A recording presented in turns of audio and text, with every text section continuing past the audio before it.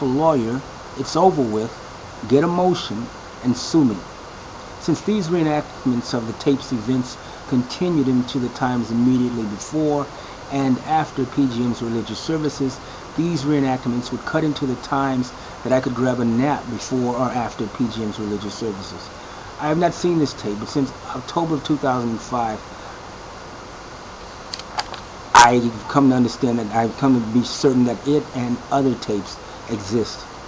Third, at bedtime, several of the program men who oversee the third and fourth floor sleeping dorms at PGM engaged in the same behavior that the overnight guests engage in, i.e. they began harassing me by making reenactments of the tape's events.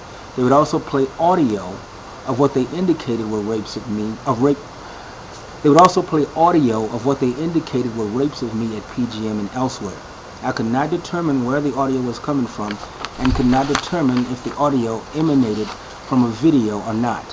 Fourth, on the morning of October 6, 2005, suspects numbers 1 and 2 told me that they had raped me on the night of October 5, 2005. In addition, on the afternoon of October 6, 2005, suspect number 2 and I had a colloquy of sorts which consisted of the following. Suspect number 2 told me that I needed to settle the HWC case, that he was going to put his dick in me. I told suspect number 2 that I would move into another shelter, and he said that if I moved into another shelter, they would kill me. I said that in that case I would have to stay at PGM, and suspect number 2 again said that I would be raped, and we went back and forth like this for several minutes. This conversation impelled me to check into whether there was any rohypnol in my body, so I decided to take a toxicology test, called hereafter a tox screen. At this point, I still did not believe that any such rapes had occurred. I was obviously in denial and desperately wanted no such rapes to have occurred, but I've since realized that I've been raped many times at PGM. To obtain the tox screen on October 6, 2005, I went to the emergency room of the Cook County Hospital located at 1900 West Polk Street, Chicago, Illinois. I spoke with the doctor about suspects numbers 1 through 3's confessions. The doctor said that if the suspects were telling me these things in order to cause me to settle the HWC case, that would be illegal. In fact, he's right. Such would be a violation of Illinois Criminal Statute 720 ILCS 5/32-4A, harassment of a witness. I told the doctor that I understood that them just telling me that would be illegal, but that I was hoping to not have to file any charges.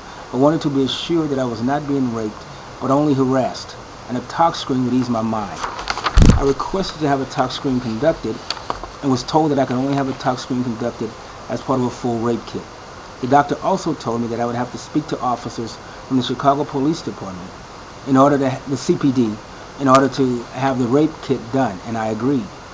I was given a rape kit, and then I spoke with 2 police officers who asked if I wanted to press charges, and I told them that I wanted to wait until the results of the tox screen came back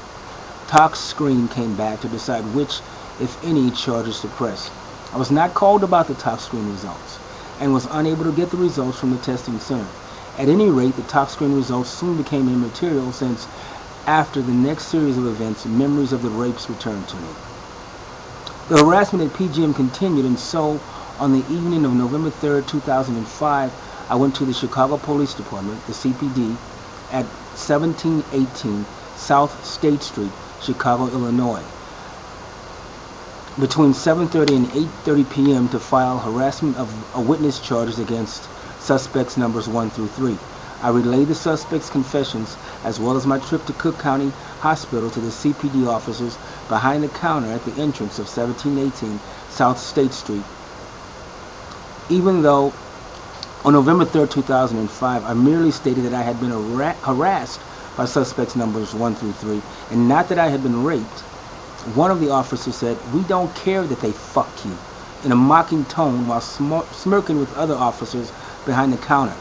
The use of the term "that" rather than "if" caused me some concern. Usage of the term demonstrated that the officers, unlike me at that point, had no doubt that the rapes were occurring. Further, the context in which the term was used demonstrated that the officers had no intention of doing anything about the ongoing rapes or those which had already occurred. The officers further indicated that the confessions, coupled with the urgings to settle, do not constitute a violation of the harassment of a witness statute.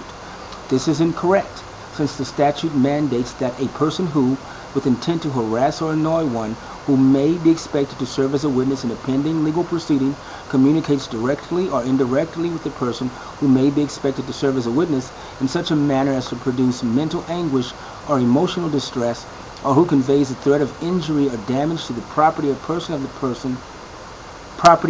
of any person who may be expected to serve as a witness, commits a Class 2 felony, 720 ILCS 5/32-4A. And since I'm the only plaintiff in the HWC case, I'm certainly a person expected to serve as a witness. And the confessions also produced mental anguish or emotional distress in me, fulfilling the requirement for one way that suspects numbers 1 through 3 violated the statute. Moreover, the promise of future rapes if I did not settle the HWC case, and of death if I left PGM rather than settle, conveyed threats of injury or damage to me, fulfilling the requirements for another way that suspects numbers 1 through 3 violated the statute. So, contrary to the officers' contentions, the statute was clearly violated in at least 2 ways. Shockingly, since November 3, 2005, various CPD officers have done the following when around me.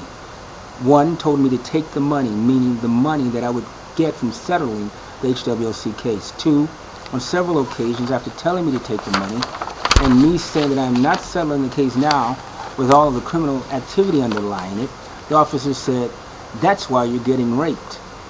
3, they have placed their hands on their guns when I am around. 4, told me in a threatening manner to watch myself.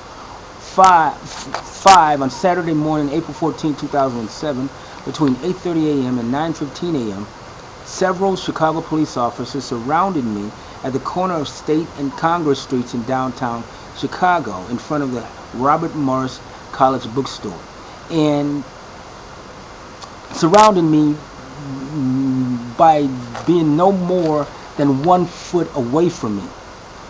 So I'm totally surrounded by officers. I was wearing a backpack as well as carrying my laptop bag when this occurred.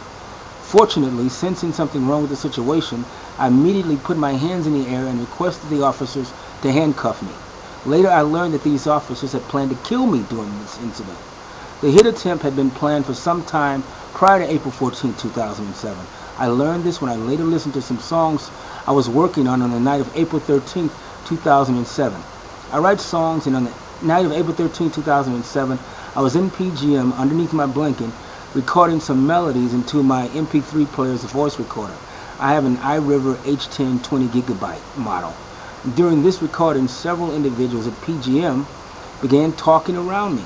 Their conversation indicates that a hit attempt would be made on me, and that the officers would say, after shooting and killing me, that they had told me to take off my bag, and I had refused.